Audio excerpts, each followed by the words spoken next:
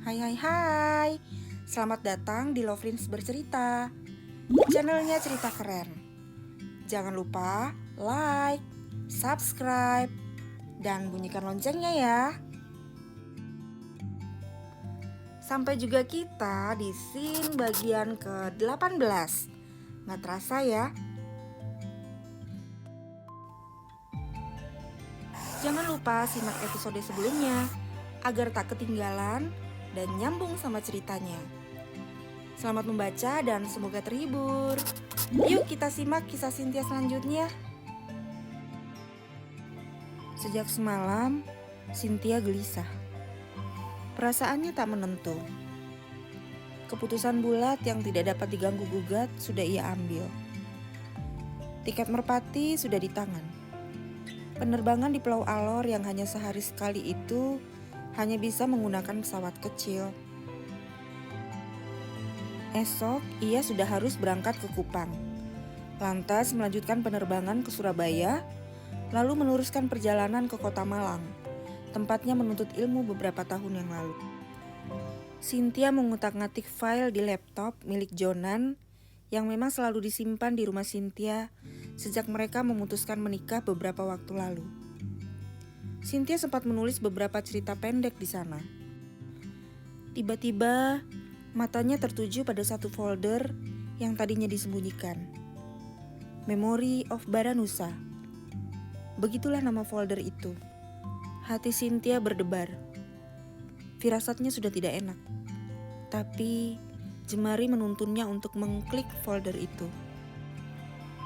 Mata Cynthia berair. Namun perasaannya tiba-tiba lega. Folder itu membuka lagi kisah Jonan dan Selena jauh sebelum ia hadir. Foto-foto mesra di pinggir pantai, di tengah laut, di kaki gunung, di atas ranjang. Bukan itu saja.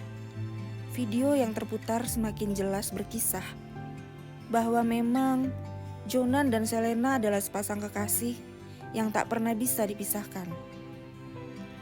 Selena tak berbohong bagaimana Jonan begitu mencintainya dan begitu pun sebaliknya. Cynthia merasa plong di dada. Tak salah keputusannya untuk pergi. Ia menutup laptop setelah memindahkan filenya ke flash disk dan menyimpannya dalam tas. Laptop itu akan ia titipkan pada papanya untuk dikembalikan pada Jonan. Aku benar-benar akan melupakan semua tentangmu. Bahwa rasa yang tersimpan di hatiku adalah sebuah kebohongan. Aku tak pernah menyayangimu. Bahkan aku tak pernah mengizinkan cinta hadir di hatiku. Aku pergi. Cynthia berbicara sendiri di depan cermin sambil tersenyum. 1 bulan berlalu. Is. Pagi-pagi si Asmiranda sudah cantik aja. Mau kemana mbak? Tanya Leli, penghuni kosan tepat di depan kamarnya Cynthia. Asmiranda apaan? Doain ya. Hari ini aku mau interview. Udah cukup hibernasinya. Perlu diisi. Dompet udah kembang kempis nih. Ujar Cynthia seraya mematut wajahnya di cermin, merapikan riasan dan menyisir rambutnya untuk kesekian kali. Walah, gua yamu mbak. Ben wulan sedih transfer yortu wae loh. Goda Leli lagi dengan logat Malangnya yang kental. Cynthia tertawa. Ya lain dong rasanya. Makan dari keringat sendiri itu lebih nikmat. Sudah 1 bulan ini Cynthia memilih ngekos. Ia ingin kembali dekat dengan suasana masa kuliahnya. Cynthia diberikan tempat tinggal oleh orang tuanya. Hanya saja Cynthia menolak dengan halus. Ia benar-benar ingin mandiri. Interview di mana mbak? Itu loh, pembenihan bibit hibrida. Leli mengernyitkan keningnya. Apaan tuh? Mbak mau jadi petani? Ih, bukan. Aku melamar jadi sekretaris. Cynthia tersenyum. Ia lalu pamit dan kembali meminta doa agar dimudahkan. Perusahaan yang akan ia datangi bukanlah perusahaan main-main. Perusahaan asing yang sangat berkompeten ini kebetulan membuka lowongan sekretaris administrasi untuk beberapa wilayah cakupannya. Perusahaan pembenihan hibrida ini salah satu yang terbaik di Indonesia. Mbak, naik apa? Emang sudah tahu tempatnya? Cynthia menggeleng. Angkutan umum adalah pilihan terbaik. Taksi belum ada kan? Di mana emangnya? Bulu Lawang. Buset, jauh amat. Interviewnya jam berapa? 10. Ya ampun mbak, ini sudah jam 9. Gak akan cukup sejam naik angkutan umum. Leli melirik jam tangannya. Ah masa? Ih si mbak, serius ini. Bentar, tak mintain tolong temen ya. Tunggu. Leli keluar. Tak lama kemudian ia kembali. Mbak Cynthia, cepetan. Itu bala bantuan datang. Cynthia buru-buru keluar kamar. Nih mas, titip Mbak Cynthia ya. Sebelum jam 10 sudah harus sampai. Ngebut gak apa-apa. Asal jangan bikin dandan Mbak Cynthia amburadul. Dia harus interview. Cynthia terhenyak melihat sosok di hadapannya. Ia seperti deja vu. Kenalan dulu deh. Saya Dani. Pria tinggi berlosung pipi itu mengulurkan tangannya. Cynthia bergeming. Udah buruan. Kenalannya nanti di jalan aja. Ujar Leli. Sukses ya mbak. Lanjutnya lagi. Tanpa menunggu lama, Cynthia mengikuti Dani. Pria yang mengenakan sweater biru laut itu tampak sempurna di mata Cynthia. Ia merasa pernah bertemu dengan pria itu sebelumnya, tapi entah di mana. Pakai ini ya, ujar Dani seraya memakaikan helm hitam ke kepalanya. Cynthia sempat kebingungan melihat kendaraan yang dibawa Dani. Bagaimana bisa ia duduk dengan nyaman di jok yang agak tinggi itu, sementara ia mengenakan rok mini. Tak perlu lama dalam kebingungan, Leli keluar sambil membawa kain pantai. Nih, pakai, biar gak kemana-mana tuh paha, candanya. Makasih ya Lel. You are the best. Pahanya tak jaga Lel, gak bakal diambil orang, goda Dani. Ayo buruan, waktu terus berjalan. Cynthia segera naik ke boncengan.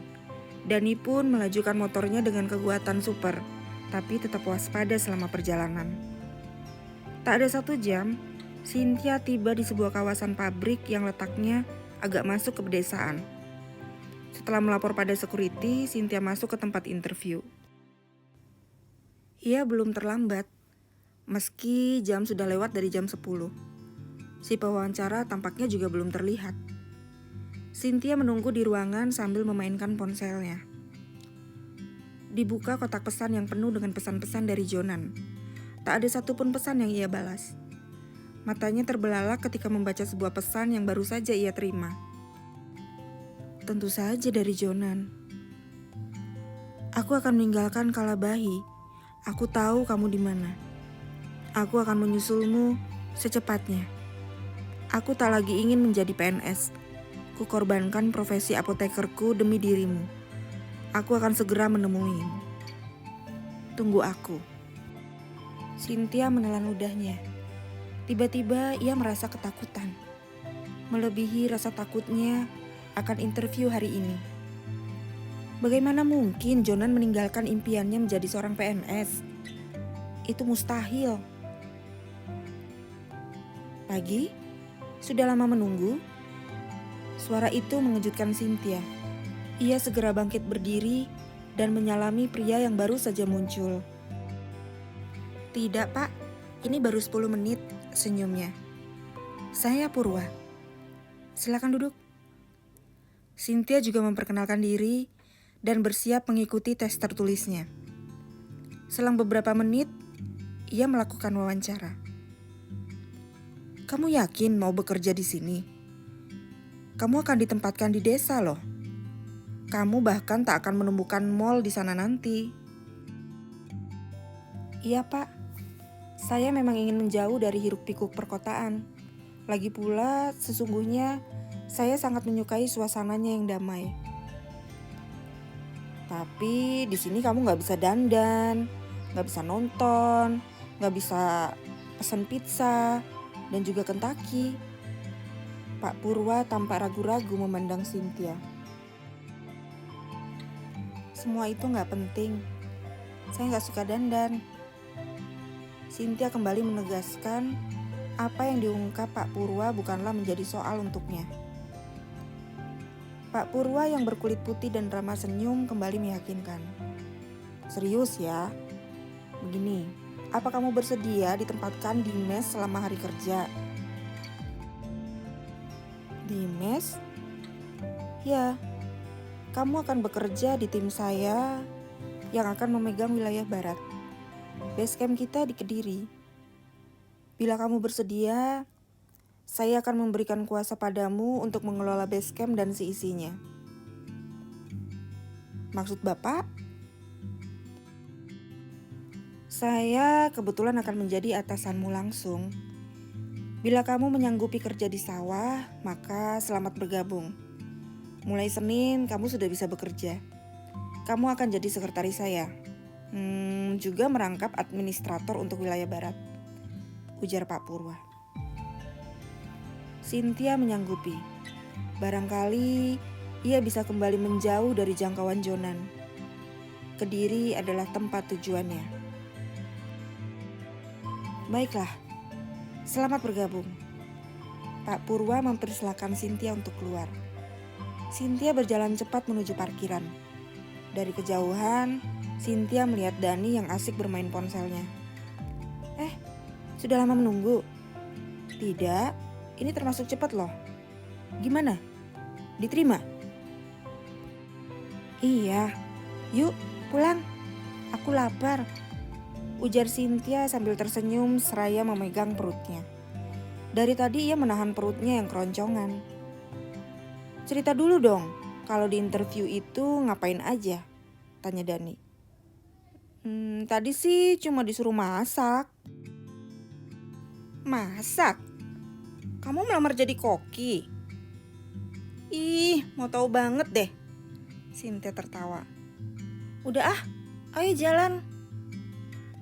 Dani mengiyakan. Setelah memakaikan helm, Cynthia bersiap duduk di jok. Suara ponsel membuatnya urung. Nita? Ya kakak, apa kabar lo? Kabar baik, alhamdulillah. Ada kabar apa ini kok tumben? Itu kakak, Mas Jo pergi hari ini menyusulmu. Tadi pagi sudah berangkat.